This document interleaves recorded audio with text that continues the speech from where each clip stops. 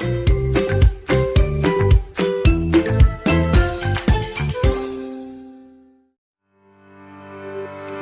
Ilmu Pengetahuan Alam, kelas 7, tahun 2021. Bab 1, Hakikat Ilmu Sains dan Metode Ilmiah. Subbab D, Pengukuran, Part 3. Teman-teman, langsung saja kita simak aktivitas percobaan-percobaan berikut ini. Mengukur dalam sains. Kalian akan melakukan percobaan-percobaan ini dalam kelompok yang ditentukan oleh guru. Lalu pada waktu yang telah ditentukan, kalian akan bertukar tempat dengan kelompok lain untuk melakukan percobaan yang berbeda. Tujuan: mengukur panjang kertas dan kotak yang ada di atas meja dan mengukur tinggi badan kalian semua dalam satu kelompok.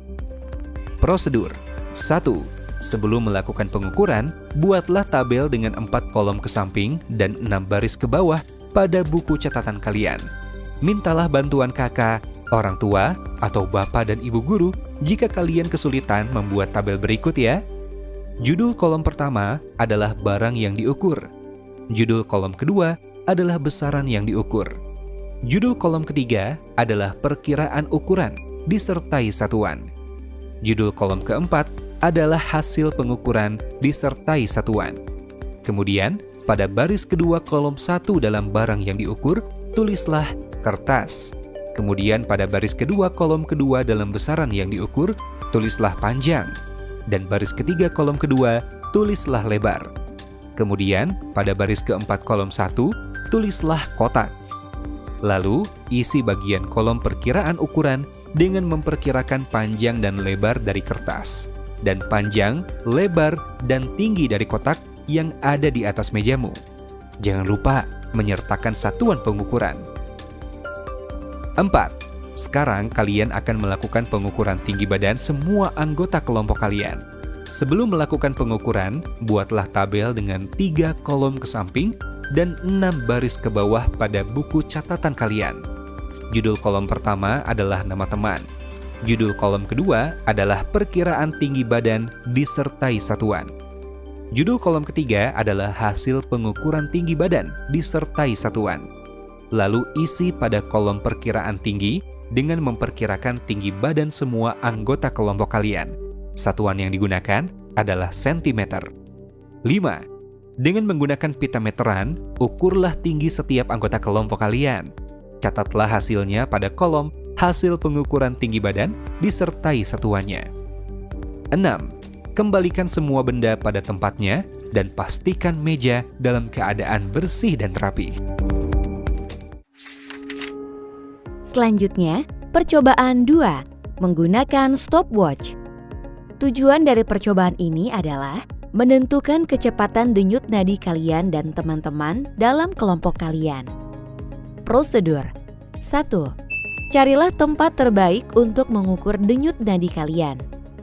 2. Dibantu oleh teman kalian dengan menggunakan stopwatch. Ukurlah waktu yang dibutuhkan untuk 20 kali denyut nadi.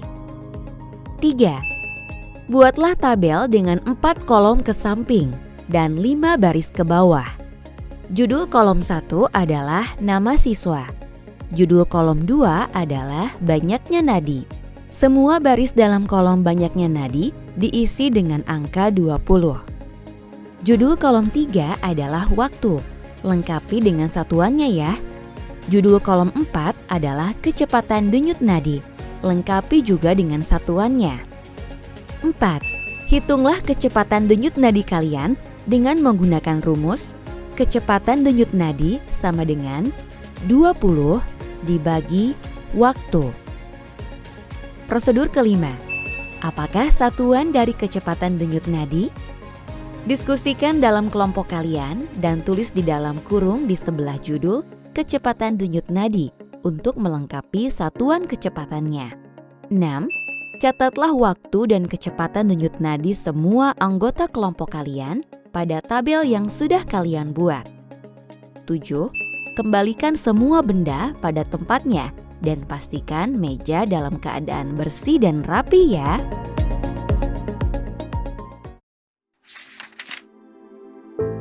Percobaan 3. Menggunakan termometer. Tujuan: mengukur suhu air dingin, air keran, dan air panas. Prosedur 1. Sebelum melakukan pengukuran, buatlah tabel dengan 3 kolom ke samping dan 4 baris ke bawah. Judul kolom 1 adalah jenis air. Judul kolom 2 adalah perkiraan suhu air disertai satuan. Judul kolom 3 adalah hasil pengukuran suhu air disertai satuan. Baris kedua kolom 1 tuliskan dengan air es. Baris ketiga kolom 1 tuliskan dengan air dari keran. Baris keempat kolom 1 tuliskan air panas. 2. Masukkan termometer pada gelas yang berisi air dingin, namun jangan sampai menyentuh dasar gelas. 3. Tunggu selama 30 detik agar pengukuran stabil atau tidak berubah lagi. Catat suhu tersebut dalam tabel di atas kolom hasil pengukuran suhu air. 4. Ukurlah suhu air keran dan air panas dengan cara yang sama. Berhati-hatilah agar air panas tidak tumpah. 5. Kembalikan semua objek pada tempatnya dan pastikan meja dalam keadaan bersih, rapi, dan kering untuk digunakan oleh kelompok lainnya. Percobaan 4. Menggunakan gelas ukur. Tujuan: mengukur volume objek yang tidak beraturan, yaitu batu, dengan menggunakan gelas ukur. Untuk mengukur volume cairan pada gelas ukur, bacalah pada bagian bawah meniskus, yaitu permukaan cairan, dan mata harus sejajar pada level tersebut. Jangan lupa mintalah bantuan kakak atau orang tua di rumah atau bapak dan ibu guru untuk mengerjakan aktivitas percobaan-percobaan ini ya teman-teman. Selanjutnya, prosedur. 1. Isilah gelas ukur dengan air kira-kira 1/4 tinggi gelas ukur. 2. Ukurlah volume ini dan catat sebagai volume awal atau volume air. Kalian bisa menuliskannya pada tabel dengan tabel 3 kolom ke samping dan 3 baris ke bawah. Judul kolom 1 adalah percobaan ke. Judul kolom kedua adalah volume air. Lengkapi dengan satuannya ya. Judul kolom ketiga adalah volume air dan batu. Lengkapi dengan satuannya. 3. Dengan perlahan, masukkan batu kecil yang telah disiapkan ke dalam gelas ukur. Untuk mencegah air tumpah, masukkan secara perlahan. Jangan melemparkan batu tersebut ke dalam air. 4. Bacalah ukuran volumenya sekarang. Apakah volumenya bertambah atau berkurang? 5. Catatlah volume ini sebagai volume air dan batu. Lengkapi dengan satuannya. 6. Ulangi langkah-langkah prosedur nomor 1 sampai 5 sekali lagi, namun menggunakan volume awal air yang berbeda. 7. Catat data volume air dan volume air dan batu sebagai data percobaan kedua.